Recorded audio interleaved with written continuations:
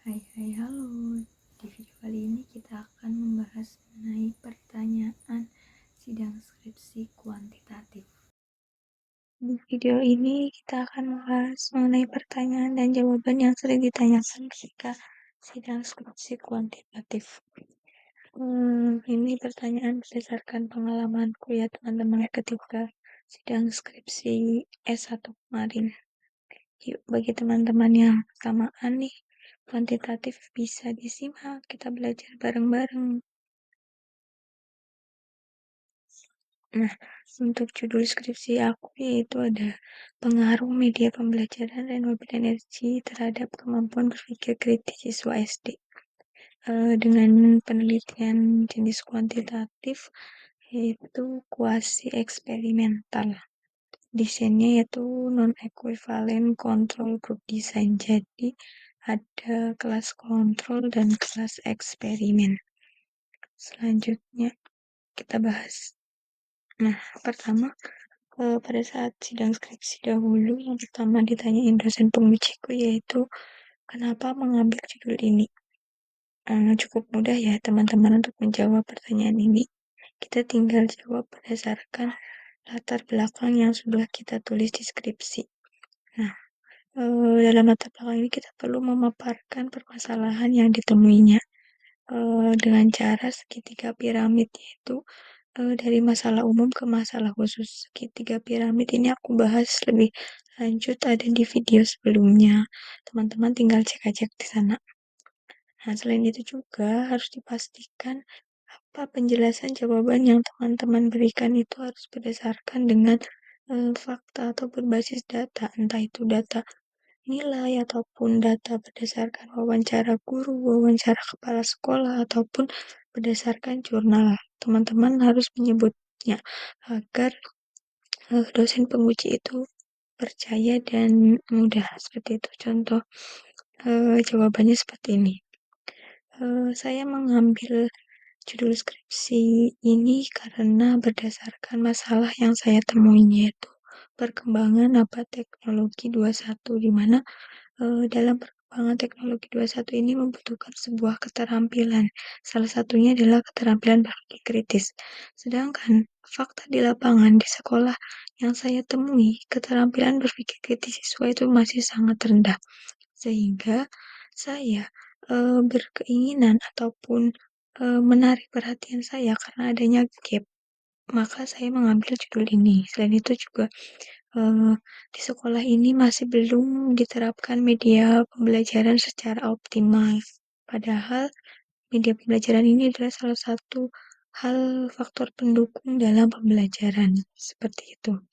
Nah, hindari juga alasan pemilihan judul karena pribadi ya. Misalkan saya memilih judul ini karena sekolah dekat rumah saya memiliki permasalahan yang ini, ataupun karena orang tua saya mengajar di sini. Itu hindari jawaban yang seperti itu. Jawaban harus berdasarkan dengan fakta dan data. Kemudian pertanyaan yang kedua yaitu bagaimana merumuskan judul atau mensintetiskan antara variabel sehingga jadi judul yang sekarang. Maksud dari pertanyaan ini yaitu bagaimana teman-teman menghubungkan antara variabel satu dengan variabel yang lain. Contohnya pada penelitian saya ada dua variabel yaitu variabel media pembelajaran dan kemampuan berpikir kritis. Nah, bagaimana teman-teman menghubungkan dua variabel itu? Cara menjawabnya itu dengan cukup teman-teman menjawab berdasarkan dengan kerangka berpikir yang sudah teman-teman buat.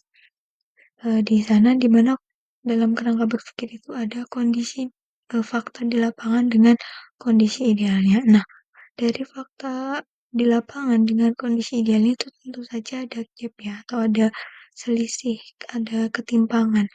Maka dari ketimpangan atau dari gap itu teman-teman tertarik untuk meneliti sehingga hubungannya antara kedua variabel itu berdasarkan gap yang ada. Misalkan jawaban saya seperti ini. Bagaimana saya merumuskan judul yaitu Berdasarkan fakta di lapangan, media pembelajaran belum digunakan secara optimal.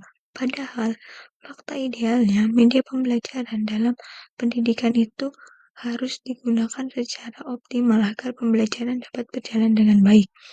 Kemudian yang kedua, pembelajaran masih berpusat pada pada guru. Padahal fakta idealnya pembelajaran harus berpusat kepada siswa agar siswa aktif.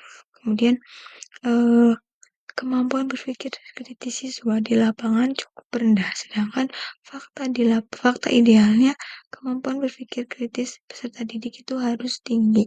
Seperti itu. Nah, dari masalah-masalah yang saya temui itu ada gap atau ada ketimpangan di mana harusnya berpikir kritisnya tinggi tapi di lapangan rendah. Oleh karena itu saya tertarik apa sih alasannya kenapa bisa terjadi kemampuan berpikir kritis siswa itu rendah ataupun kenapa belum digunakan media pembelajaran secara optimal. Itu merupakan gapnya ya. Oleh karena itu saya menuliskan penelitian ini untuk mencari tahu penyebab gap yang terjadi seperti itu.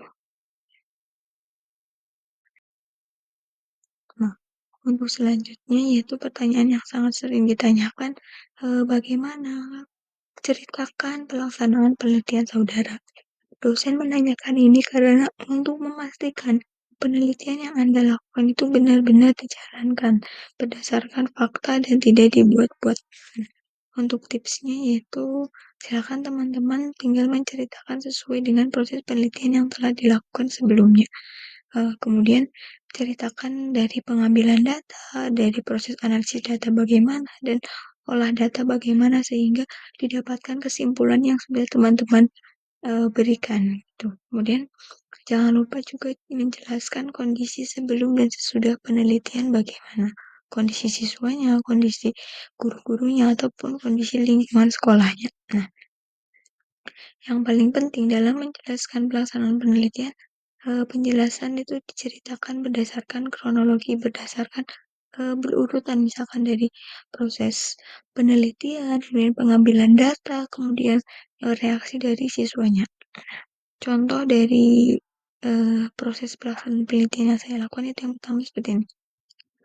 Penelitian saya berawal dari pada saat terjadi misalkan selama 2 minggu, di mana untuk pertemuan pertama saya melakukan pretest pada 2 kelas, yaitu kelas eksperimen dan kelas kontrol. Kemudian pertemuan kedua yaitu pembelajaran, di mana pembelajaran pada kelas kontrol, di mana pembelajaran kelas kontrol bersifat konvensional tidak menggunakan media pembelajaran. Kemudian untuk pertemuan ketiga dilakukan pada kelas eksperimen dengan menggunakan media pembelajaran renewable energy dan pertemuan terakhir digunakan untuk post-test. Post-test dilakukan pada kelas kontrol dan kelas eksperimen seperti itu. Nah, pada saat itu ya, kelas dibagi menjadi dua, yaitu kelas kontrol dan kelas eksperimen.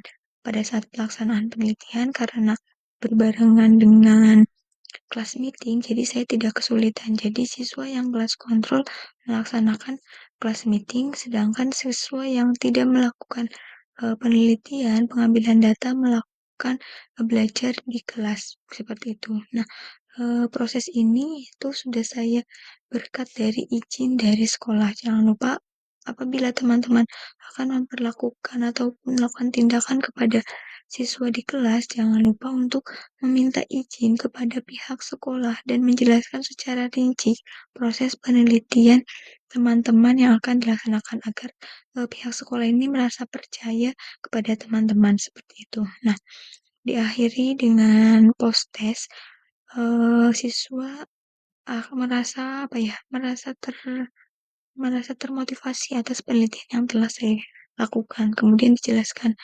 kondisi sebelum penelitian saya yaitu siswa malas-malasan dalam belajar, nilai siswa rendah. Sedangkan setelah diberikan perlakuan penelitian saya yang lakukan, nilai siswa mengalami peningkatan seperti itu. Kemudian setelah itu saya sudah melakukan post test dan saya mengolah data menggunakan aplikasi SPSS dan aplikasi Excel untuk mencari kesimpulan dari penelitian yang telah saya buat. Kira-kira seperti itu proses penelitian yang saya lakukan pada saat itu hingga mencapai kesimpulan bahwa kesimpulan teman-teman dalam penelitiannya itu seperti apa. Seperti itu ya, teman-teman, untuk menjawab pelaksanaan penelitian. Diceritakan secara apa adanya dan secara gamblang, secara jelas berdasarkan kronologi yang terjadi. Nah, itu tadi teman-teman sekilas pertanyaan ketika saya sidang skripsi. Jika teman-teman melaksanakan penelitian secara berdasarkan aturan, pasti teman-teman bisa menjawab semua pertanyaannya tanpa kesulitan. Teman-teman bisa menuliskan di kolom komentar apabila terdapat kekurangan atau apabila boleh nih di-spill lagi pertanyaan lebih banyaknya. Jika rame, nanti saya akan membuat video yang selanjutnya. Seperti itu ya teman-teman. Terima kasih telah menonton video saya. Sampai jumpa di video selanjutnya. Jangan lupa menonton video-video yang lain. Semoga bermanfaat. Bye bye.